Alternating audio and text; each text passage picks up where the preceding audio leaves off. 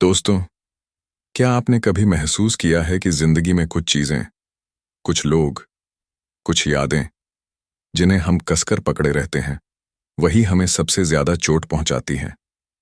हम छोड़ना नहीं चाहते, लेकिन धीरे धीरे हम टूटते जाते हैं और फिर एक दिन हम खुद से पूछते हैं, क्यों मैं इतना थक चुका हूं? क्यों मैं इतना टूटा हुआ महसूस करता हूं? गौतम बुद्ध ने कहा था, आसक्ति ही दुख की जड़ है। यह वाक्य सुनने में जितना साधारण लगता है, उसका अर्थ उतना ही गहरा है। जीवन में हर दुख, हर पीड़ा की जड़ वही होती है जिसे हम कसकर पकड़े रहते हैं। कभी रिश्ते, कभी गुस्सा, कभी अतीत की गलती या कोई सपना जो अधूरा रह गया। हम सोचते हैं शायद एक दिन सब बदल जाएगा, लेकिन सच ये है, पकड़ कर रखने से कुछ नहीं बदलता। उल्टा हमारा ही दर्द बढ़ता है। सोचिए, आपके हाथ में एक जलती हुई लकड़ी हो और आप उसे कसकर पकड़ कर रखें, क्या होगा? जलन, दर्द और अंत में घाव। यही हाल हमारे मन का होता है जब हम उन बातों, लोगों या यादों को नहीं छोड़ पाते जो हमें अंदर ही अंदर जलाती रहती हैं। गौतम बुद्ध के जीवन की एक घटना है। एक दिन एक शिष्य बहुत दुखी होकर उनके पास आया। उसके चेहरे पर थकान और आंखों में आंसू थे।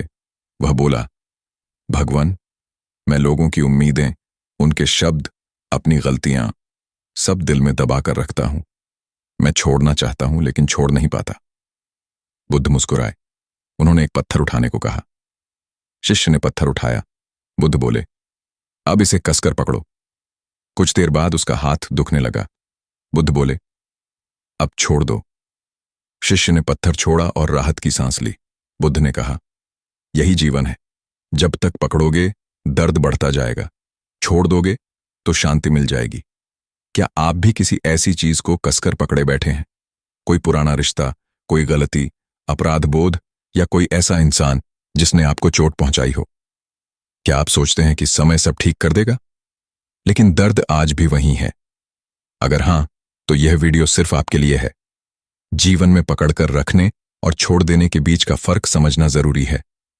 पकड़कर रखना मतलब अतीत के जख्मों को बार बार कुरेदना। छोड़ देना मतलब खुद को मुक्त करना, आजाद करना। जैसे सांस आती है, आप उसे हमेशा के लिए नहीं रोक सकते, उसे छोड़ना पड़ता है, तभी अगली सांस आती है। वैसे ही जीवन के अनुभव भी हैं, उन्हें आने दें, सीख लें और जाने दें। बुद्ध की दूसरी कहानी, रेत का किला। एक दिन बुद्ध अपने शिष्यों के साथ नदी के किनारे बैठे थे। उन्होंने देखा, एक छोटा बच्चा रेत में खेल रहा था। वह रेत के किले बना रहा था और बार बार उन्हें तोड़ भी रहा था। शिष्यों को यह देखकर हंसी आई। बुद्ध मुस्कुराए और बोले, देखो, यह बच्चा जीवन का सबसे बड़ा सच सिखा रहा है। यह बना भी रहा है और बिना दुख के तोड़ भी रहा है। हम बड़े होकर यही सहजता खो देते हैं। हम बनाते हैं रिश्ते, उम्मीदें, सपने और फिर उनसे चिपक जाते हैं। यही हमारी पीड़ा का कारण है। जीवन एक बहती नदी की तरह है। आप मुट्ठी में पानी भर सकते हैं लेकिन उसे रोक नहीं सकते। उसे बहने दीजिए।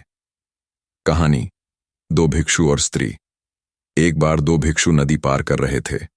किनारे एक स्त्री खड़ी थी जिसे पार जाना था, पर डर रही थी।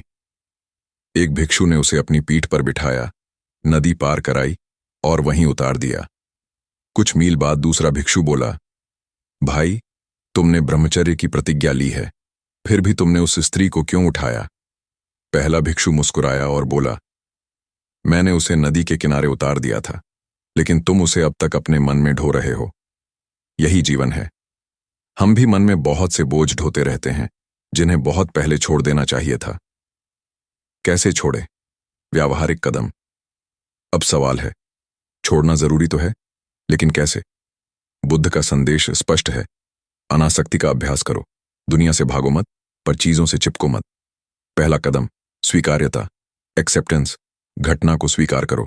कह दो, हाँ, यह हुआ है, यही छोड़ने की शुरुआत है। दूसरा कदम, सांस पर ध्यान, ब्रेथ अवेयरनेस। हर रोज 5 मिनट ध्यान लगाओ। गहरी सांस लो, छोड़ो और विचारों को आने जाने दो, उन्हें पकड़ो मत।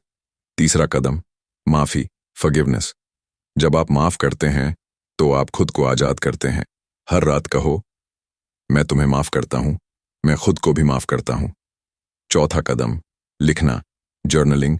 जो बातें परेशान करती हैं उन्हें डायरी में लिखो, फिर उन पन्नों को फाड़ दो या जला दो। यह प्रतीकात्मक रूप से मन को हल्का करता है। पांचवां कदम, अस्थायीता, इम्परमानेंस। हर चीज बदलती है, न सुख स्थायी है न दुख। जब यह सच्चाई दिल में उतर जाती है तो पकड़ने की इच्छा अपने आप खत्म हो जाती है। छठा कदम, वर्तमान में जीना, लाइव इन द प्रेजेंट। अतीत का पछतावा और भविष्य का डर, यही हमारी जकड़ है। वर्तमान में रहो, जो अभी है वही सबसे वास्तविक है। कहानी, अतीत छोड़ने वाला व्यक्ति। एक व्यक्ति बुद्ध के पास आया। वह बोला, मैं अपने अतीत को नहीं छोड़ पा रहा। बुद्ध ने कहा, अपने अतीत को ऐसे छोड़ दो जैसे कोई पुराना वस्त्र छोड़ देता है। तुम वह नहीं हो जो तुमने किया है, तुम वह हो जो तुम अब कर रहे हो। ये सुनकर वह व्यक्ति बदल गया, क्योंकि छोड़ना आत्ममुक्ति का पहला कदम है।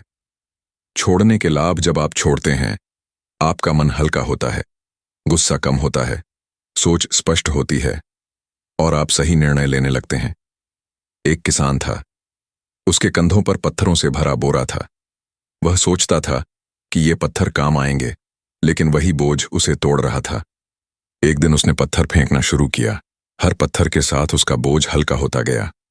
आखिर में वह दौड़ने लगा, मुस्कुराने लगा। हम सब वही किसान हैं, बस हमें अपने मन के पत्थर फेंकने हैं।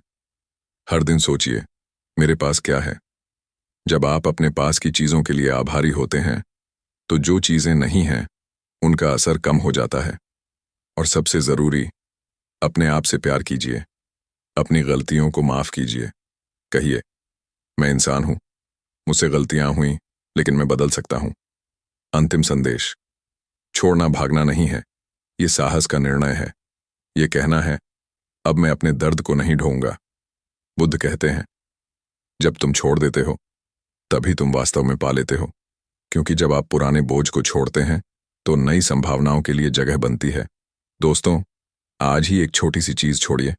कोई गुस्सा, कोई पछतावा, कोई याद जो दर्द देती है। आप महसूस करेंगे, मन हल्का हो गया, दिल मुस्कुरा उठा और जिंदगी बहने लगी जैसे शांत नदी। अगर यह कहानी आपके दिल को छू गई हो तो इसे शेयर कीजिए, ताकि किसी और का मन भी हल्का हो सके।